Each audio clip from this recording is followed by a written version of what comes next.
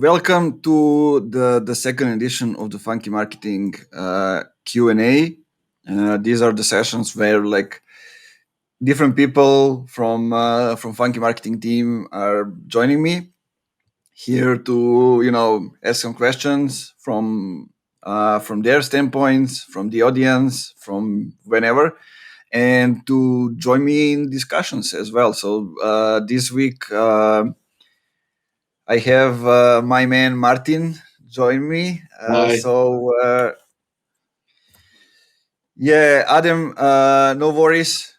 Video will be here and we'll upload it on the podcast platforms. So no worries. But if you have some questions, feel free to ask them in the chat. Yeah. We'll make sure to answer them. Right. So okay, Martin, tell us something a little bit about yourself. Well, I'm demand generation manager at your company. Yeah, I started out a couple of years before in marketing as a content writer, and from there move all the way up to funky marketing. Besides that, I like to train a lot. People notice that. Yeah, trust me, guys, you can see that offline. It's hard to see it online. Yeah. I mean, it's after lunch, so we can grab a beer as well. But anyway, okay, Martin, let's start.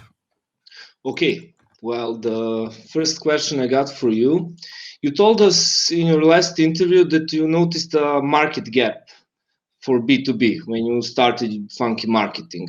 So I was wondering, how did you notice there was a market gap? How someone else will notice that? Yeah, basically, there's still a huge gap over there.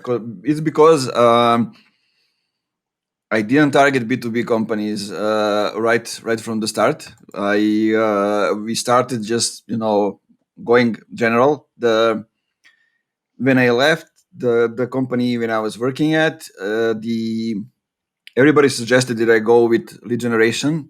That I focus on LinkedIn. Okay, they got that right. So, but I wanted to go more with content, more with branding, more with that kind of stuff because I saw that performance marketing has a plateau. Right, it works Yeah. until we have the budget. So yeah, it's funny, but that's how it is. And I mean, it works just fine until you have the budget. So I started working with Impact Hub Belgrade first, I think, and that's where I saw that there's a huge need for those kind of services because they are working with a lot of startups, with a lot of companies, and I saw that basically not many companies have distribution figured out. They create the content, but it remains on the website untouched. Nobody is seeing that. I mean, if we exclude like 14 people from the countries, from the company and their relatives, so it's like 40 people overall. And it's a good content, but it's left behind on the to collect dust on the website. And also another thing is that all of those companies are have been involved around technology, around developing softwares or outsourcing their services, or those kind of stuff, and none of them have people actually present somewhere online. And I figured out, okay, it doesn't make sense because what is the thing that is motivating you to work on a technology? Yeah, there's a kitten Yeah, over it's our here. that's our newest member. He wants to Yeah, join the podcast, but I keep telling him no one understands him. But yeah, he joined. So okay, cool. I mean, it's good that we have those kind of stuff. I mean, I even had a meeting with a discovery call with a potential client where he was actually feeding the baby while holding the baby while on the call, and I love those kind of stuff. yeah, me as well, And because they show we're Mhm. human, They don't show an edited side of us. They show something raw. Yeah, exactly. I mean, it's natural. So yeah, to finish the answer. As a company, as a technology company, you need your people to be excited about something. You need feelings, you need emotions, you need to show people in front of the company, because actually the people are those that are building the technology. They Yeah, are the ones that have the knowledge. And if a potential client knows that you have these experts around the topic, people that can develop technology, engineers, but also project managers and people that can communicate well with them, make their life easier, I mean, they will choose you instead of somebody else. So these were 2 points that I saw that not many people have figured out. So let's go. Also, I'm on LinkedIn all the time. So after Drift, not many companies have figured out to take over the platform and to use people to actually scale employees on LinkedIn, to develop employer branding, all those kind of stuff. I mean, we have now some smaller and newer companies like Gravy, Gong, doing really amazing stuff. Some others as well, but that's just still less than 5 companies. yeah, yeah, So there's a huge opportunity over there, and that's where we are entering. We are helping them bring B2C to B2B. So feelings, emotions, humanity, and all those other stuff that it's natural. And what I was talking with Zineb Layachi just a minute ago in DMs, it's like all going back to basics, yeah, because yeah, and other side of it is like we still doing lead generation like HubSpot says in 2011 or 12. We are still waiting for somebody to find us on Google. We are not going towards customer, and instead what we should do is we should look at what Netflix is doing, what Airbnb is doing, and go not only in two-way communications, but meet our customers halfway, even more than a halfway, get to them and make the experience unique, personalized, and just overall, it means create a brand. yeah, yeah, yeah. No, I agree with you at all points. I remember when I started my content writing career, everything was focused on content production. I didn't even knew what content distribution was, It was all just produce, produce, produce.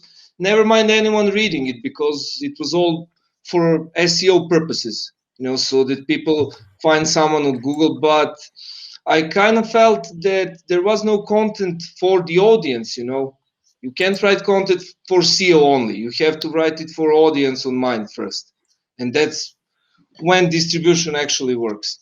And when you said being human in B2B, well, I also noticed that being human is relatable.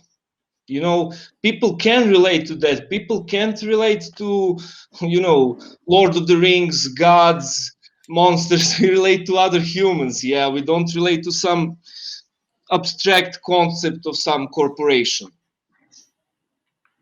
Yeah, exactly. And it's funny that all those companies talk only about themselves.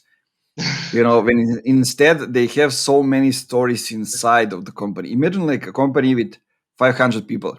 How many stories are hidden inside the company? You know, just by There would be some crazy stories there between yeah, I mean, 500 people. just think about it. 500 people. I mean, you need 3 stories, but imagine like having 500 of them. Yeah, It's crazy what you can do with it and what kind of perspectives you can show to people and how many people can actually identify themselves with the stories of the people from the company. yeah, because we relate on personal journeys and personal stories. Every one of us has a story. Yeah. So I have a question for you. I was supposed to be the one Okay. answering, but I have a question for you. So how do you buy expensive B2B stuff or softwares? How would you go to buy something? What is the first thing that you will think about when, okay, I have this problem and I need somebody to solve it to me? What's the first thing that you are thinking about? Well, the first thing would be to research different kind of products and to see what kind of company is behind each one of products. Because before I decide to buy a product, I would need to make sure that the company behind it is credible, that it's trustworthy. If I have to leave someone 20,000 euros, I would be really careful to whom I leave that kind of money. It's not the same as buying a $20 sneakers. Yeah, but And I would look. yeah, yeah. So I'm thinking about it, and like my first step wouldn't be to kind of do the research. My first step would be who do I know that can help me solve the problem. And I mean, it takes us to the core of things that it's not important if we are buying a software or we are buying um, an ice cream or something else. It's the people and it's the Yeah. emotions, the feelings. So kind of like okay, and when I know the person or if that person cannot help me, I don't know anybody who can directly help me solve the problem, then okay, I go to the Google and I find and then I Yeah. compare the pricing and everything. I mean, overall, it's not a decision that is being made fast. So No, it's not something at that all. costs a lot of money, yeah. But that's that's why also like the trust moment is important, and that's why like those personal moments is important. When I need somebody to I don't know, to help me with sales, I would go probably to Jake Dunlop. If I need somebody who can help me, I don't know, with building a personal brand, I will go to Dave Gerhardt or Nick Bennett, or somebody else. If I need somebody to help me with I don't know, with startups, I would go to Zine Blajaci and Anna Furmanov, probably. That's Yeah. how I see things, and I think this is the way where everything will go. Also, like the influencers in B2B as well. No, that kind of stuff goes for me as well. I remember when I had a client from the US and he wanted some web development beside marketing. And my first thought was, hey, I have a friend, Marco. He's a web developer. We hang out every day. I can trust in his skill. I see his skills every day. So, yeah, friends, we first look at what our friends can, our friends help us or recommend us something. Yeah, yeah, Yeah. yeah. Okay, so let's move on. The next question. Yeah. Okay. Yeah, I remember also from the last interview, you said you didn't had any money when you were starting your business, to act as a safety net or so I was wondering, did something else give you courage to start your business? Maybe your experience, maybe your talent or something else that you said, okay, this will cover up the lack of money.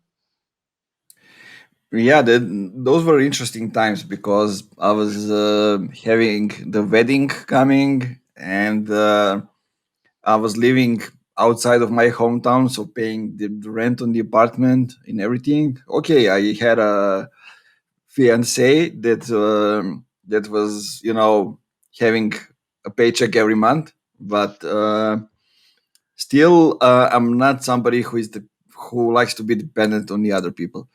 And I figure out, okay, I still had 3 months of payment from the company where I was working at, and so I had a little gap, that I can Yeah. use, and I knew what I don't want to do. I want to do things right, and I knew that I'm not somebody who will build, multiple companies. Probably, you never know what's going to happen, but hey, so I wanted to do it right, and I started by focusing on the long term things.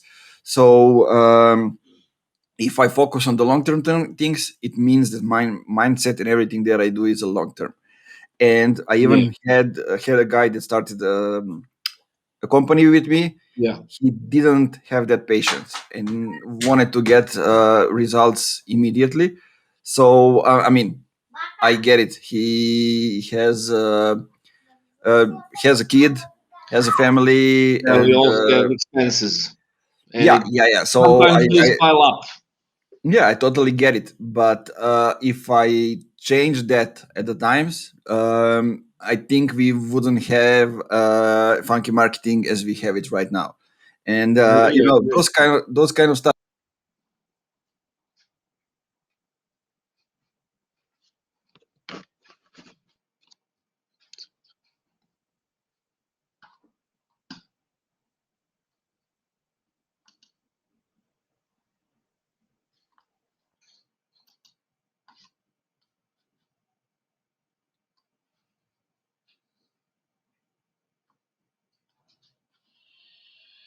So Okay. yeah, him Do you is hear me my. now? Sorry.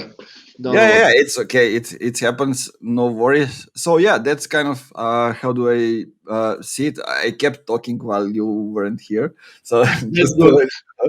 yeah, yeah, yeah. So basically, I knew that if I do things right, it will work, and this is what a lot of companies now don't understand, because Yeah, you they need. don't have the long-term mindset.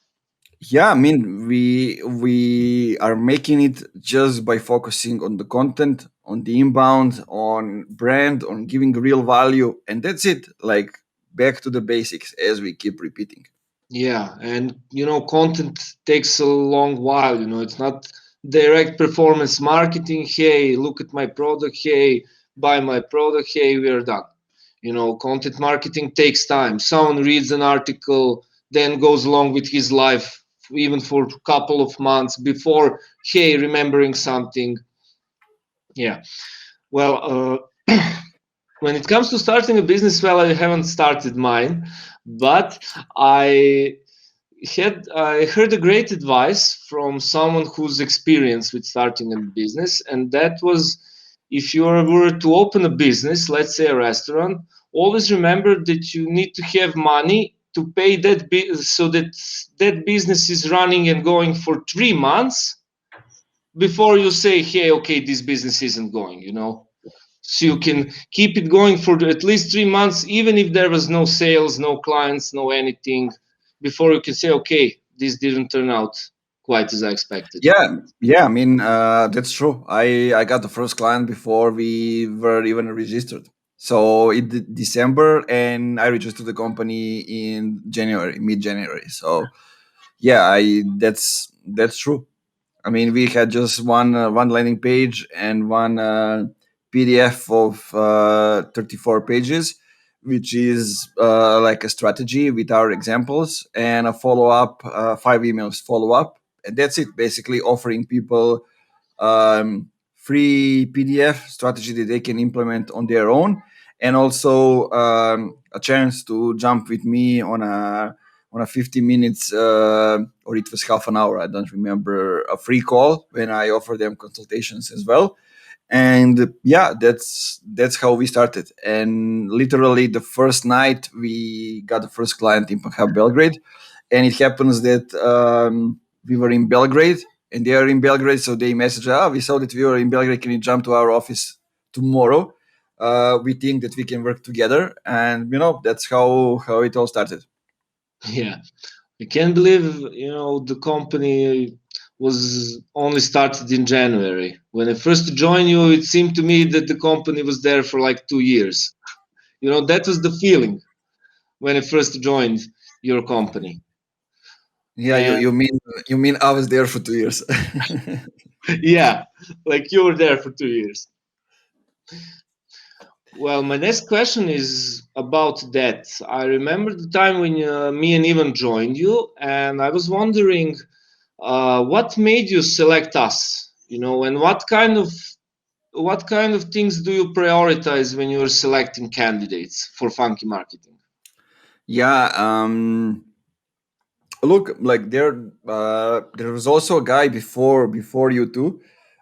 Actually, two of them. One is the video editor, Atsa, that was with us at the time, and the other one was also Atsa. But somebody, my first hire was the guy that was my first team leader, and because he was somebody that I can trust. And I mean, he had some other skills that helped me at the time, but he was the first person that I went through because I needed somebody that I can trust. Yeah. Somebody that Yeah. will do the job basically, while I was going after clients and doing all this other stuff, also like doing the work as well at the time. And that's how it started. And because I had his help, I was able to, in video editor, I was able to produce, to focus on the content, to focus on like telling the story Yeah. and sharing the results as well. And by doing that, I mean, even recognize himself inside the story. Yeah. Also, I think, yeah, you were also the one who was commenting. We shared opinions on different posts, and and I like that you were kind of like edgy a little bit, like challenging me sometimes. And I like that. I like when somebody tries to not not agree with me, but saying, okay, might be work, but this is why, what are my opinion to that, and those kind of things. And I think that was it, yeah, basically. Yeah. I was always edgy and opinionated. My mom told me when I was a kid, you're gonna be a lawyer or something, because they always like to argue and to present some new opinion about it. And it's funny that you mentioned podcasts because I was wondering, what do you think is the most important part of a podcast? One or two most important parts with someone will try to build a B2B podcast. uh, it's to know your audience. I Yeah, think that's the yeah, most important thing, yeah. For and me, to for me, know, yeah, and to know why you're doing it. Like those are the two things that I consider the most important: know your audience and know why you're doing something. yeah. I would say, it would go in line with know your audience. I would say it needs to resonate with your audience. Yeah. If you're selling sports equipment, of course, you're going to talk about some interesting sports equipment or interesting subject about sport. If you're into printing, you're going to talk about something interesting in printing. Yeah. That's what it means to gives value. That content has to resonate with the audience. And I would say Yeah, that good video editing is also a nice touch to having a podcast, like you made with your trailer a couple of months before, like people are making them right now, so it has a nice intro. I don't know, for me quality design always shows some kind of trust, you know yeah, it's or the next step. It's the next step. It shouldn't be an excuse, but it's the okay, next yeah, step. yeah, I mean, we started with only a laptop and laptop camera, nothing else. I mean, we are not very guerrilla. far from that, so it's just like a microphone and a web camera, and I didn't turn on the ring light, but I have it also. So I mean, this is not an expensive equipment, I so you agree. can do it as well. And it's not expensive to find also the video editor that can help you No, do at least some basic things.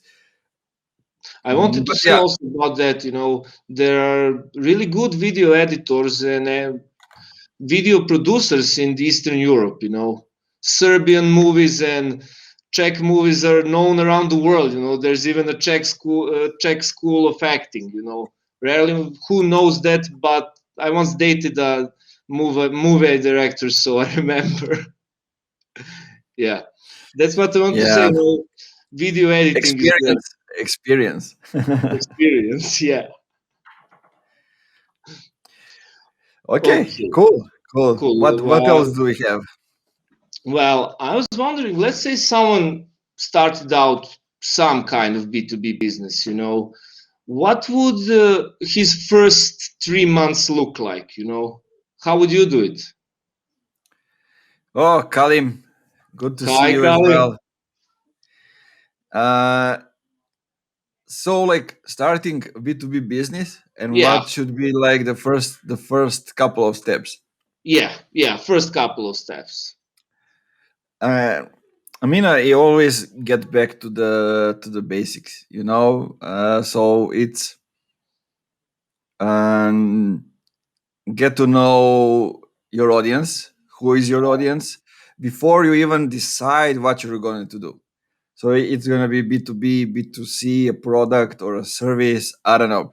Like get to know your audience, then create a community so you can get to know them better. So it's not only you that is getting insights from them, but so they can talk with each other inside the community, and you are just the ones. Aha, okay, I see they're talking about these topics persistently.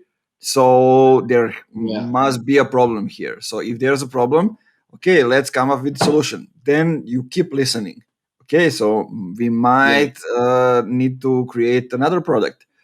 So if if they are changing, so okay, we might need to change as well if we're gonna keep focusing on that, on those people, and that's how everything goes. Like I wouldn't go much further than just the basics. You create the no, I product, agree. then you create the content around it so you can help the people understand it better. What do they have from it? Because I've seen a lot of companies create stuff just because I don't know, they love technology.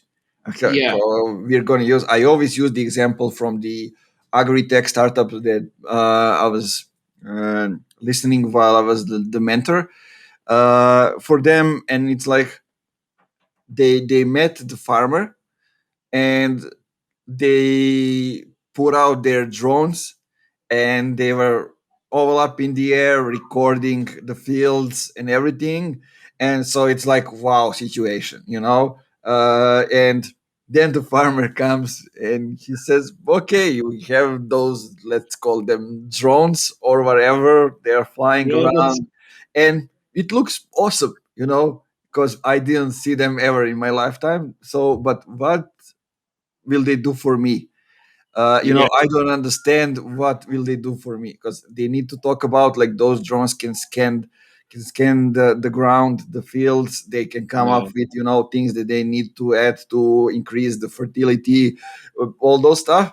But they yeah. don't Watch communicate it. out for They problems, communicate, yeah, yeah. or They they just can pick out communicate fruits. the technology, their features, and it's everything about them. So getting to know Yeah, your customer, yeah, right, and putting them in the first place. yeah. Technology is cool, but it can't be your core and focus. I remember when my web developer friend told me, "Okay, I'm a coder, I'm a programmer, but at its core, it's about solving problems." Yeah, those are logical, mathematical problems. But it's the same in marketing and web development. You're trying to solve a problem. That's what we always return to. You know, and Yeah, I would, and I here's would say, Colin saying that his first few clients are helping him build the solution, so community relationships.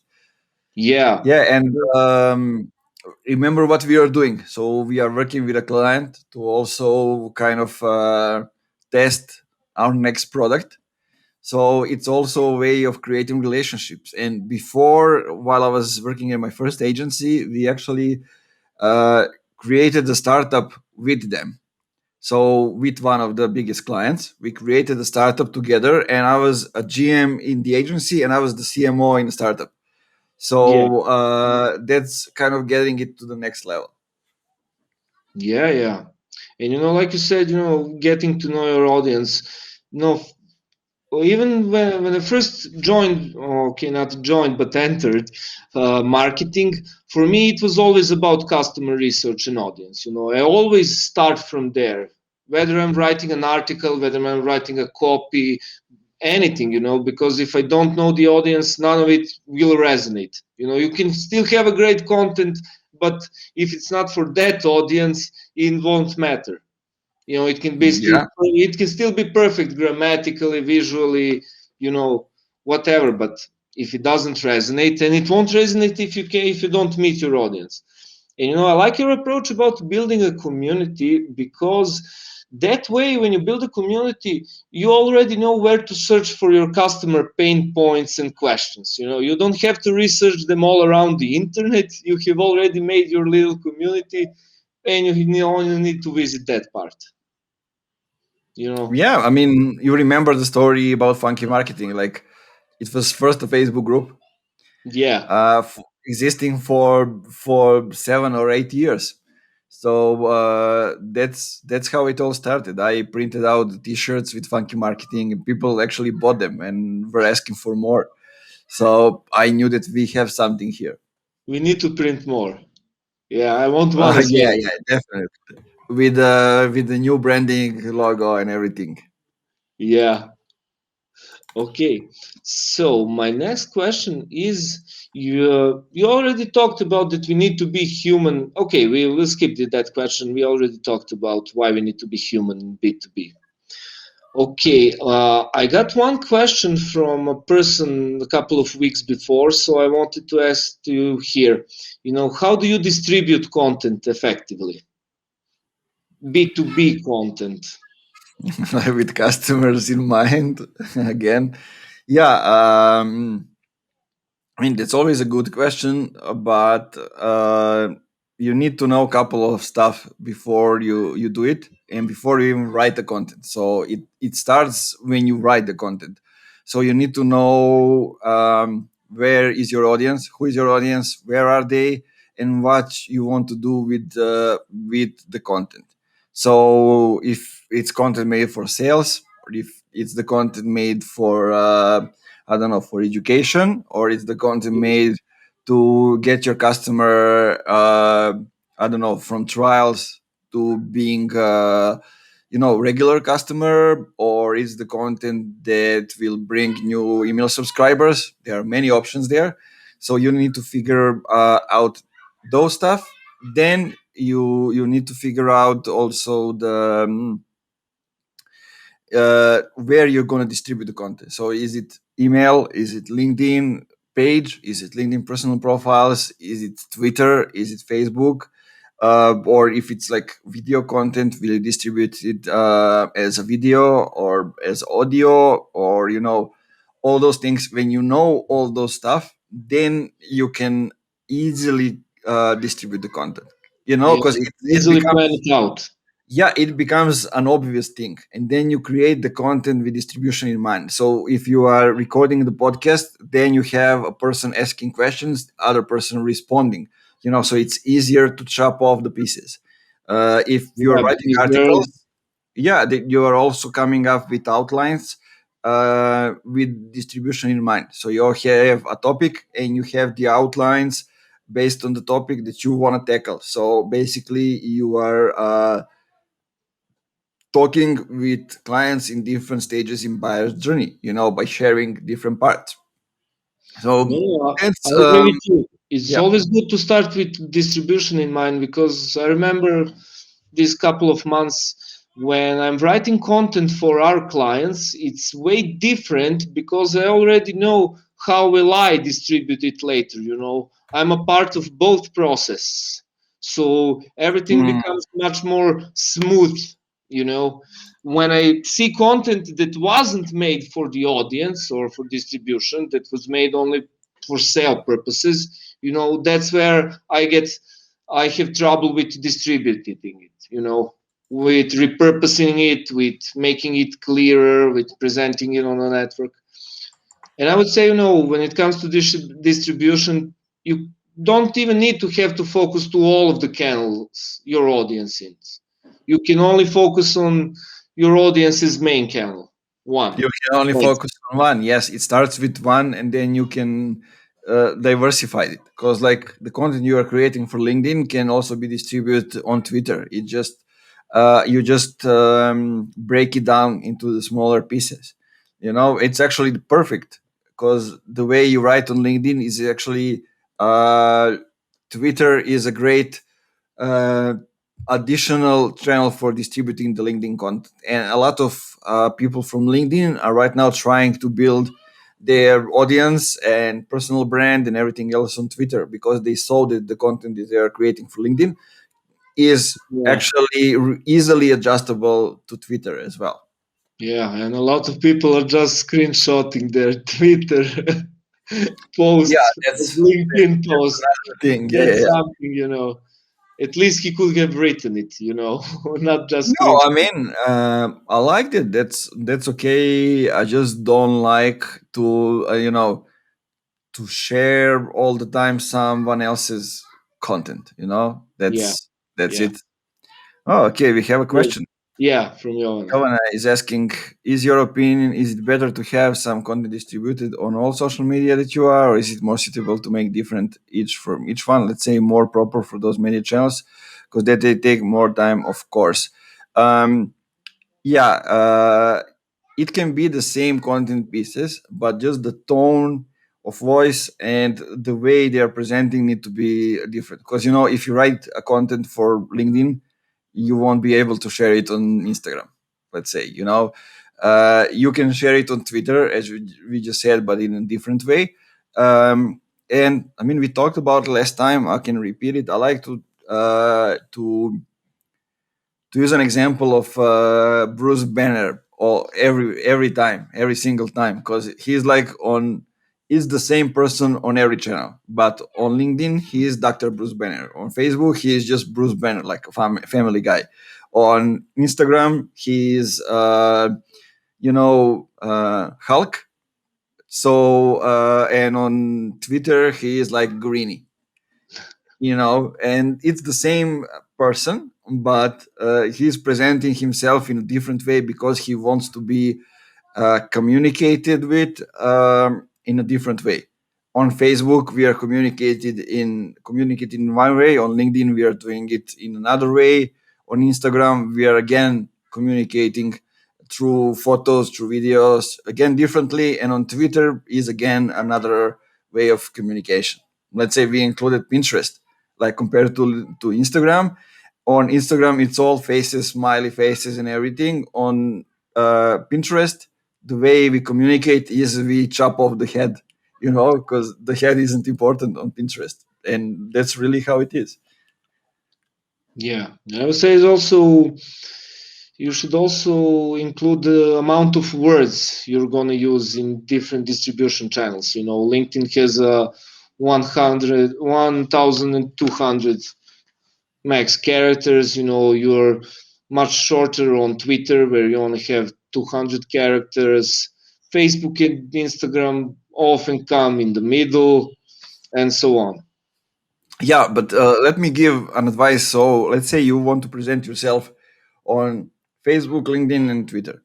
So for the Facebook, I mean, you use a Google Doc or I don't know, a notebook, whatever, and you just write everything that you want to tell about yourself. So if you narrow it down to one pager, that's Facebook. If you narrow it down more, it's LinkedIn. And if you narrow it down to 140 characters, that's Twitter. And that's how you will learn to present yourself in 140 characters. Yeah, 15-second pitch. Yeah. Martin, how would you do it in 140 characters? Yeah, present myself. Uh huh. Right now. Well, I'd say, uh, hmm, uh, I'd say read a lot, Marketeer. Let's keep it at that. Okay. I mean, just by saying your position, it's half of it. Yeah, yeah. Okay. So my next question is, what was the most interesting B2B campaign you have led?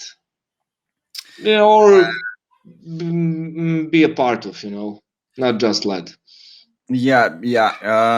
I mean, in B2B, we don't actually do a lot of campaigns. As you know, we do the projects. So maybe we Yeah, can turn it out to be yeah, projects. a project, but I don't know. We have done so many different things. I always like the things when the client is understands what needs to be done. and is always engaging and approaching, and that's the situation when we can do a lot. So they understand the need, and they understand what we are doing and how we can help them, and then we can do a lot. And I mean, there are a lot of things, but I just like anything that we do that we see the results. Yeah, So these are the yeah, things that keeps me satisfied, and like no matter if it is like getting to the a certain revenue number, MRR or ARR, or getting more lifetime value from the existing clients, or if it's like getting the next stage investment. I yeah, mean, uh, I'm okay with all of that. Those are all relevant goals, and if we are contributing to the companies achieving them, I mean, I'm fine with that. So a lot of the things that we are doing is sort of similar or something in a way, because we are working with software-based companies, but people inside those companies are the ones that are different and that are making what we do a little bit, different. yeah, yeah. I'd say also the What's the favorite one for you? Because you for worked me, with a lot of them as well.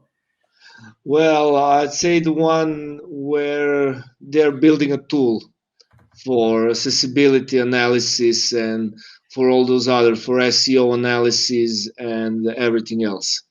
You Yeah. know, So the product, right? yeah, because that product was really interesting to me. The most interesting part was my friend called me a year before that, and he had the same business idea on mind, but he got hired from a company and totally forgot about it. So when I saw it for the first time, I was like, you know, okay, he had the same idea and didn't do anything about it, and nothing happened with it. I noticed that a lot of time. And I came up with some business idea, and a month later I see someone starting the same business. It's funny how, when if you don't act on your business idea, someone will really soon, because somehow someone else will notice a gap in the market, or will notice some kind of product or service that is missing. And Yeah. when you said about clients and marketeers, I would say that in marketing is a bit of a specific profession, because there needs to be a lot of alignment between clients and industry experts or marketeers. You don't need that same kind of alignment. Let's say when you go to a mechanic to fix your car, you leave him your car, he either fixes it good or not, you pay him, and that's it. When it comes to marketing, there's a lot of communication, a lot of work on both sides, especially when it comes to LinkedIn. I remember when I worked in B2C, when it comes to Facebook and Instagram, you don't need that much client input. But when it comes to LinkedIn, especially personal profiles, you need a lot of alignment and communication with client, and a lot of his input. He has to tell you his story. I noticed that. Yeah, you can't help a client in B2B if they don't want to if they don't want to talk about their personal story, you know, about that whole journey that made them start a business or made them join it, their whole career. Without it, there will always be a missing personal element, and we will return to that it won't be relatable, if it isn't personal at all on some level. Okay, so for our next question, why not can you name me three B2C tactics you could use in B2B, that most of the businesses could use? Or some interesting B2C tactics you noticed recently that B2B marketeers could use.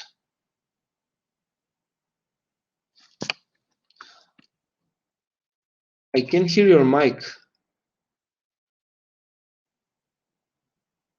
Ah, yeah.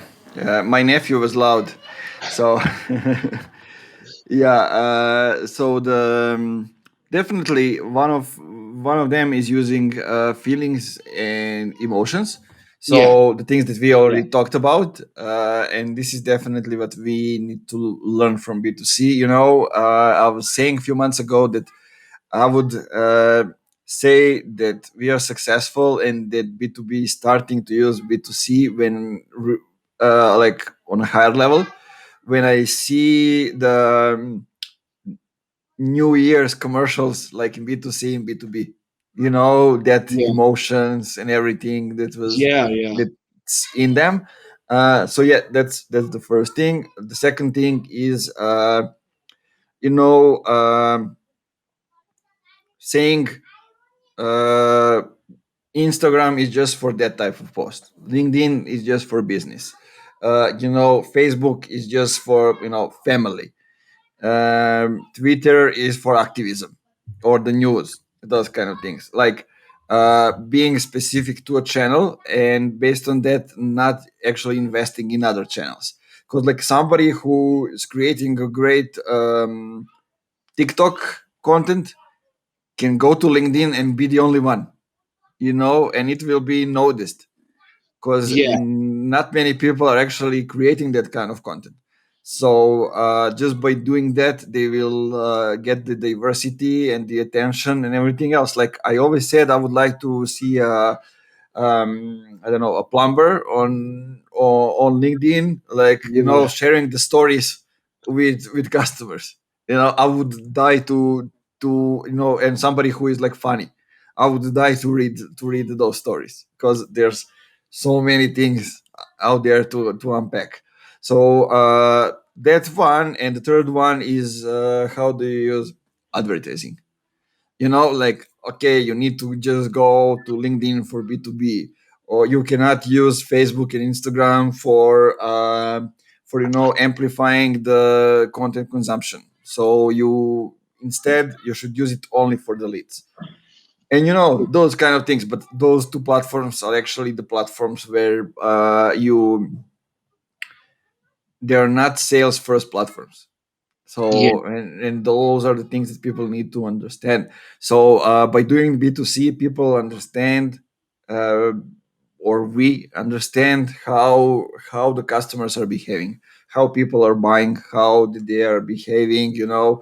Uh, you see, uh, let me say that people have the certain level of intelligence, and you see Of you course see they do. you see a lot of things. We give a lot of credit to people, and sometimes we consider us like a higher being, but we are not. There a lot majority of us are just like normal regular people that make mistakes, that doubt themselves, they all those kind of things, but we don't see it. If we are like B2B as it was, we don't show those things because it's just like tech, Yeah, it's too rigid. it's software. Yeah, yeah, yeah. So Too rigid, and it yeah, acts like an armor.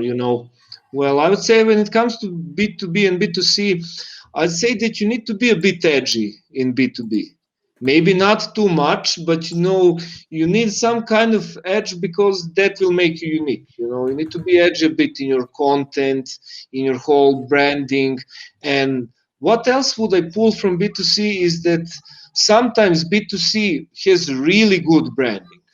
When you take a look at Patagonia, whose mission is to save the planet, and they're aligned with their mission, you should never present a brand vision or mission you're not actually working on.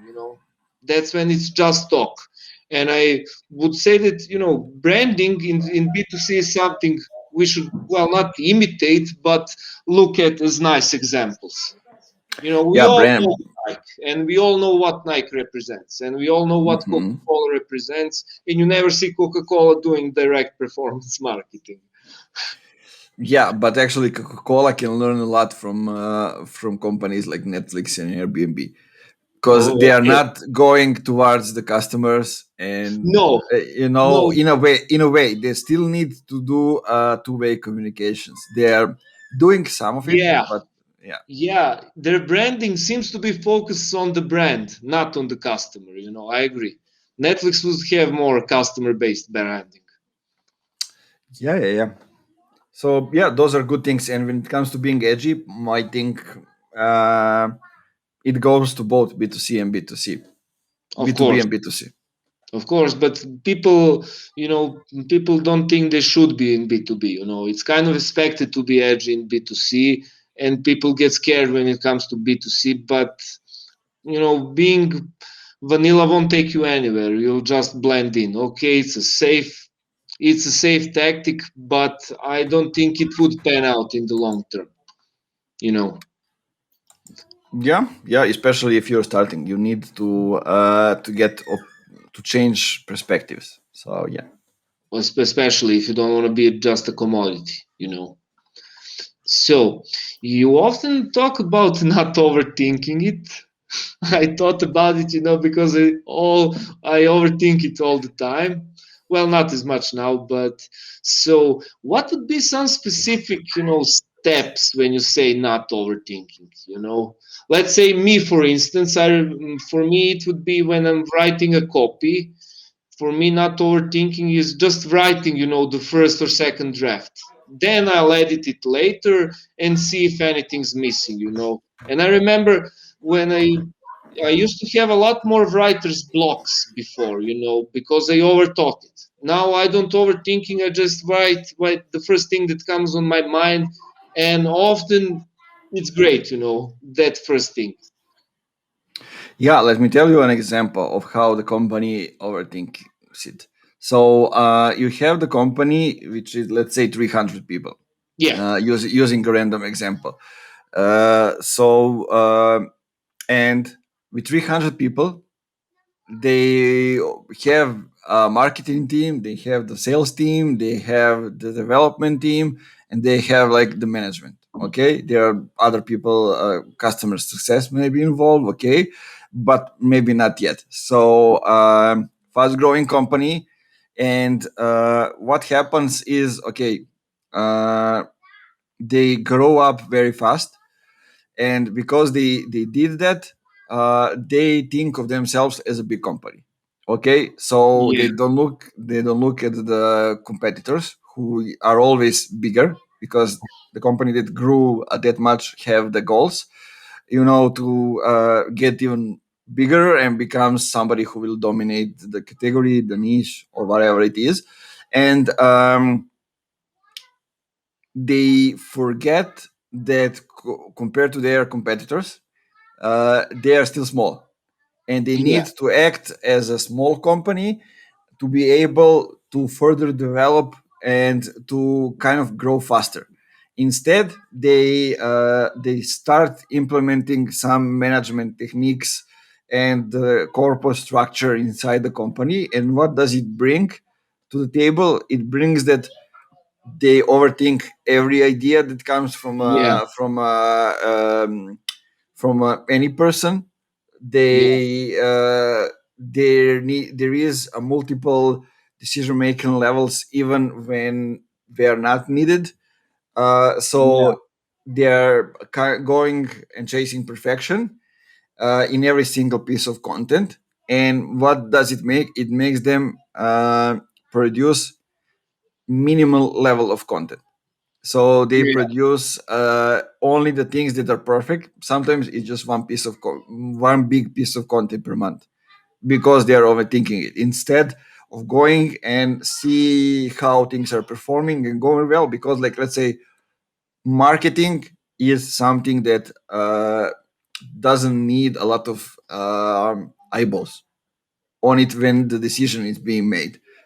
As more people are Yeah, involved into decision making about marketing, it and it's a work in progress.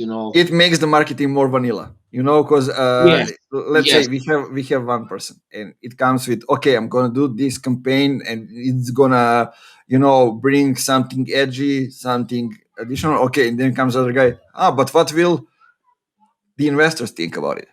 So comes another guy, says, okay, but we will provoke so many people. Do we want that attention?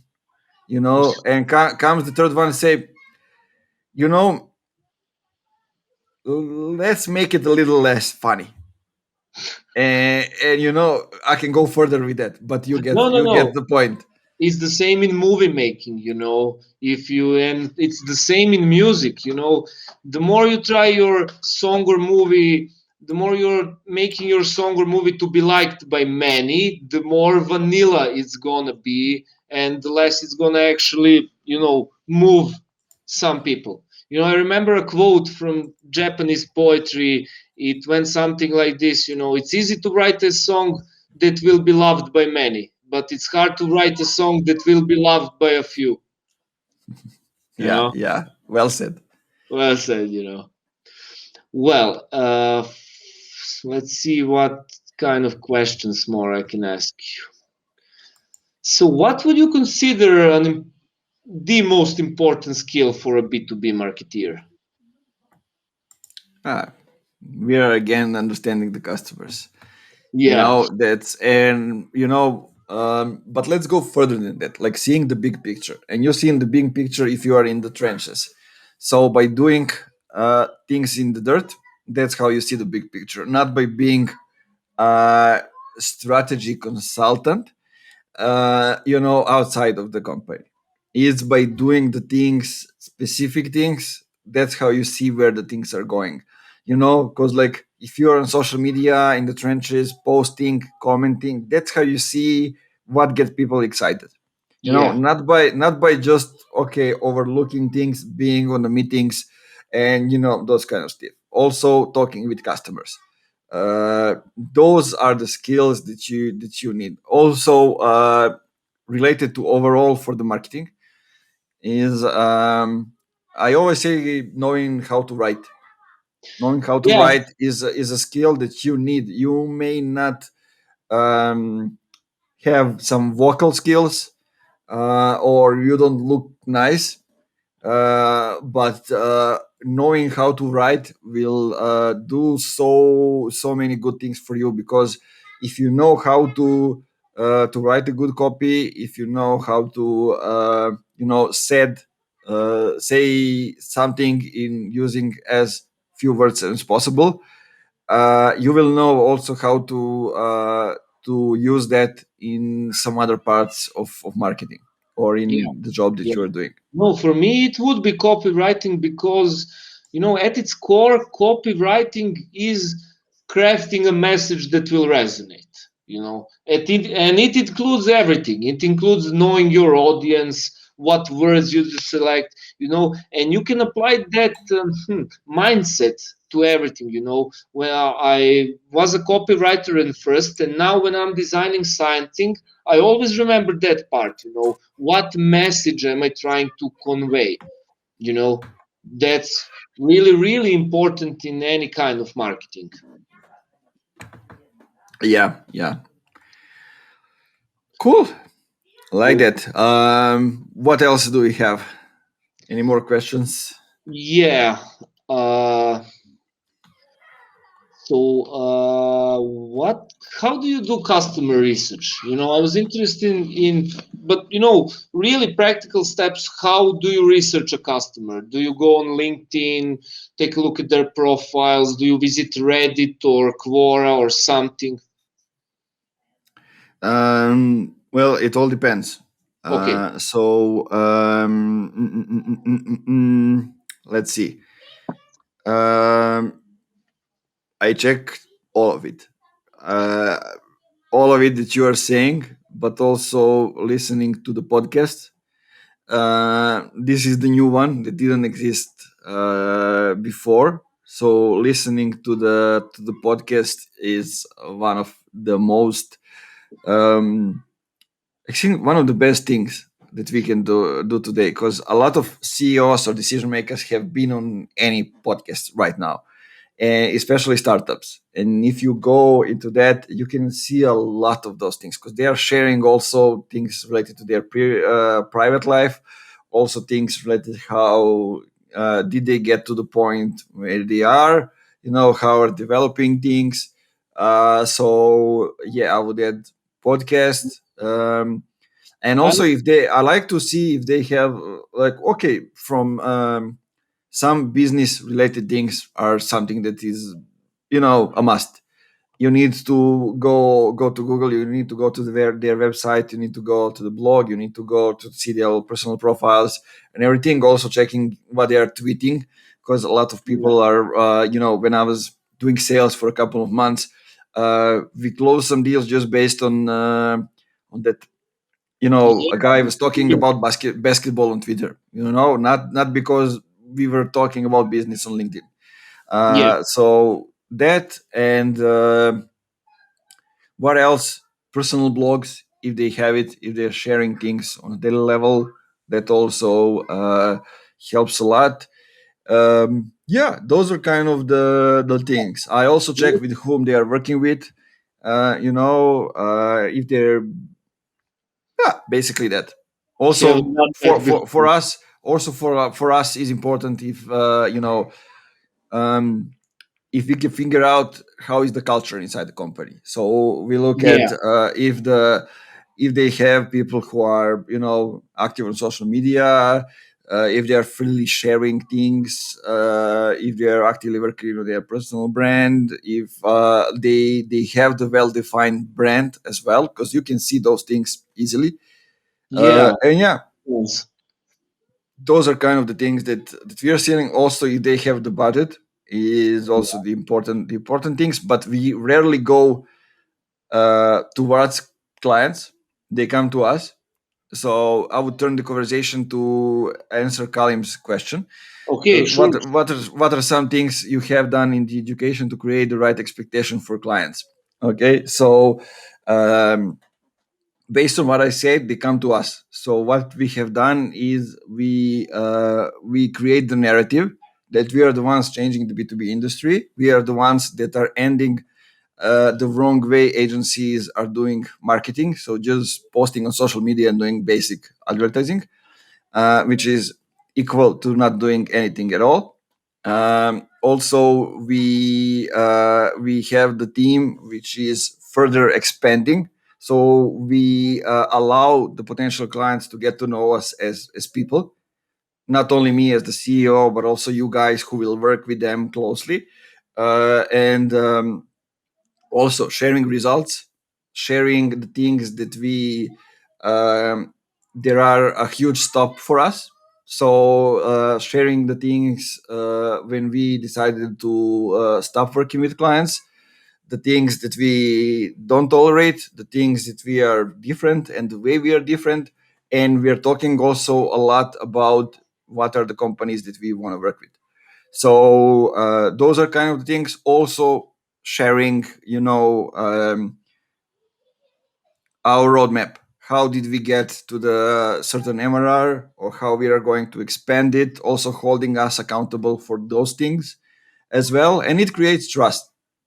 In that way, also showing ourselves. Like I don't know. Now we have Martin, you here on the podcast. We had Linda last week. Then we'll have other people from the company. Um, I'm the one who is present every week on different podcasts. So we present ourselves not only as people, but also as the ones who have the knowledge as well. Yeah. So yeah, transparency all the way. Like, to be honest, uh, I'm now here in my hometown. So when I first came here, my mother told me, you're sharing everything, but because even she knows that I'm sharing sometimes even too much. But that's because I'm trying to change the narrative. I'm trying to change who we are. It's not about sharing everything. I'm not sharing even half of it. But Yeah. because I'm sharing more than Absolutely. others, it looks like I'm sharing more. So yeah, so that's it. I think a lot of things, B2B is still foggy, still misty, still a lot of people don't understand everything. Also, demand gen is like that. Before a few companies got into the industry, it was more of a SEO industry. So, and SEO people are the ones who are, I think, the less transparent of all. So they amplify the not transparency part. So those are all the things that we need to change and that we are changing. Yeah, because transparency builds trust, and we talked about it through the whole interview that trust is what brings sales. If you can trust someone, you'll go into business with him. If you can trust someone, he may end up to be your partner for life. Yeah, but if there's no trust, there's not anything. Yeah.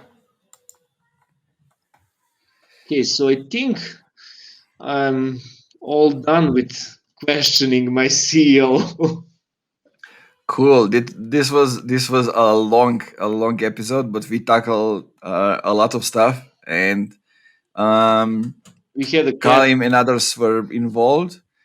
Yeah, Yeah, so thanks it's for. good. I think it was a good one. And yeah, I mean, guys, thanks for being here. Martin, thanks Thanks a for lot. being here to ask questions and give your opinions as well. Thank you for. So yeah, my nephew is running around, so it means it's time that we stop with this. So yeah, guys, thanks for being here. Talk to you next week. I think I will probably have Alexander from our team, our content writer and copywriter, to talk about some different things. And yeah, let us know in comments if you have any questions. We will make sure that we answer in some of them. And let me know if how you like this Q&A format, because we will still keep having guests, but this will remain additional part of the episode. So we're going towards having 2 episodes per week of the Funky Marketing podcast, and maybe even more. We'll see. But let us know if you have also some other formats in mind, because we are open to all the suggestions. We're trying to go further with content and develop some interesting stuff. Yeah, I liked being on the show. We got to do it another time. Yeah, yeah. Thank you, See Colin. you.